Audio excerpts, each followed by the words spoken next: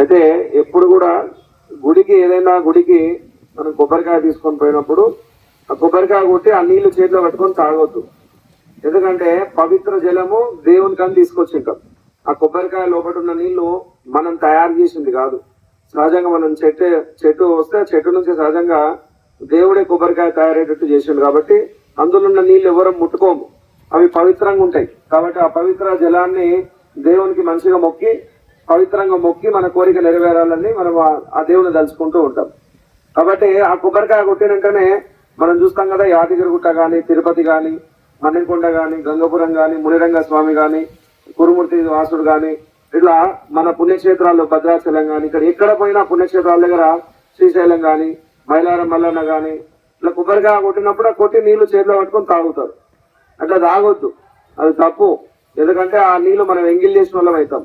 అవి పవిత్రంగా దేవుని కోసం అని కొబ్బరికాయ తెచ్చి దానిని మనం తాగడం వల్ల అది మనకి చాలా పాపం తాగుతుంది. కాబట్టి అవి భగవంతునికి సమర్పణ చేసినాం. ఆ నీళ్ళని ఇవి నీకే స్వామి, నేను ఎంత స్నానం చేసి, ఎంత మడితోటి వచ్చి, ఎంత అగరబత్తులు ముట్టించి, ఎంత చక్కెర పోసి, ఎన్ని చుట్లు తిరిగి, ఎంత మొక్కి, ఎన్ని గుంజీలు తీసి, ఎన్ని ప్రదర్శనలు తిరిగి ఏం చేసినా ఇంకా పవిత్రంగా నీకేమైనా ఇవ్వాలనుకుంటున్నానే కొబ్బరికాయ ఇస్తాం. కాబట్టి కొట్టినట్టే అవి చేతిలో పట్టుకొని తాగడం అనేది తప్పు.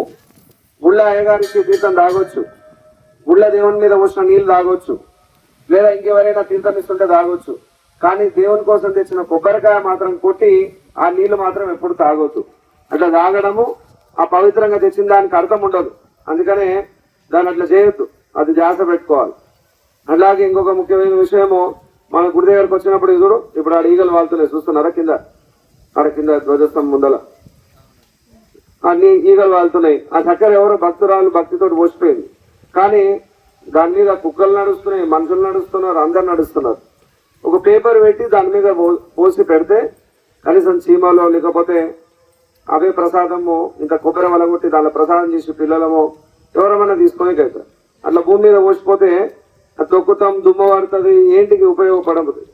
ఓ భక్తులకు ఉపయోగపడదు, చీమలకు ఉపయోగపడదు. ఉత్తగా నీళ్లు, కొబ్బరికాయ నీళ్ళు, ఆ చక్కెర అంతా కూడా గలీజ్గా అయిపోయి వాసన వస్తుంది, మురికి అవుతుంది. దేవాలయం శుభ్రంగా ఉంచుకుంటేనే పవిత్రత పెరుగుతుంది.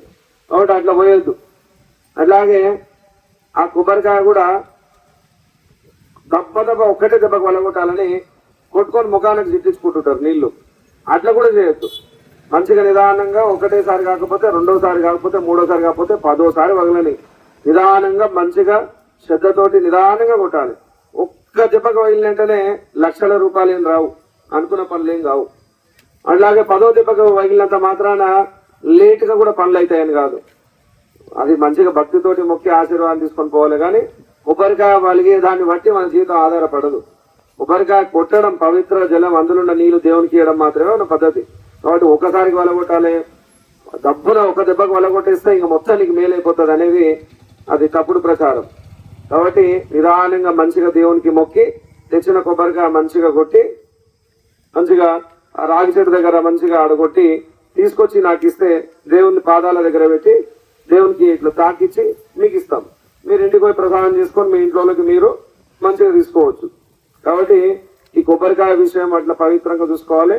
అట్లాగే ఎప్పుడైనా చక్కెర తీసుకొస్తే ఉంది కదా అని కట్టుకున్న 5 బొట్టెలు ఇట్లా పోసి అవి భూమి మీద పోసినామా, మట్టిలో పోసినామా, మురికిలో పోసినామా, ఏం పోసినాం అనేది చూడకుండా ఉత్తగా పోసేసి పెట్టడము. అలాగే అగరబత్తులు కూడా ఒకరాడ స్టాండ్ గుచ్చుతారు, ఒకరు ఈడ గుచ్చుతారు, ఒకరాడ కడప ముఖద్వారము గర్భగుడి మూత దగ్గర గేటు గుచ్చుతారు.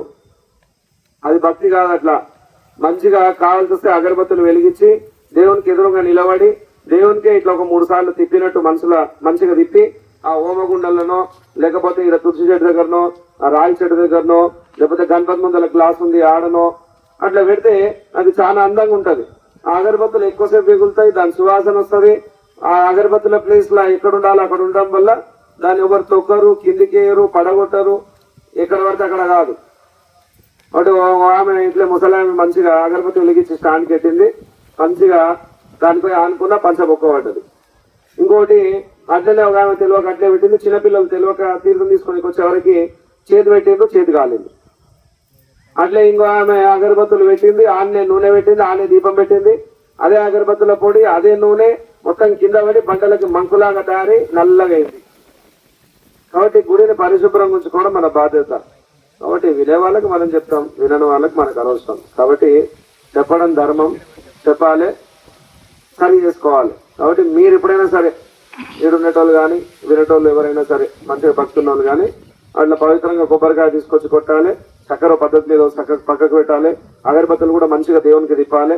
తిప్పి మంచిగా రాయి చెట్టు దగ్గరనో ఆ నాగుల దగ్గరనో హోమగుండంలో కూర్చున్నా సరే, హోమగుండంలో కూడా అగరబత్తుల పొడి దానిలో పడడం వల్ల కూడా పవిత్రంగా ఆ పొడి తర్వాత మళ్ళీ మంచిగా చేతికి తీసుకొని నల్ల బొట్టు పెట్టుకోవడం వల్ల కూడా నరదృష్టి రాకదు. ఇటువంటి గొప్ప గొప్పవి ఉంటాయి. కాబట్టి ఇటువంటి పని చేయాలి, ఎప్పుడు కూడా తప్పు చేయొద్దు. జై శ్రీరామ్.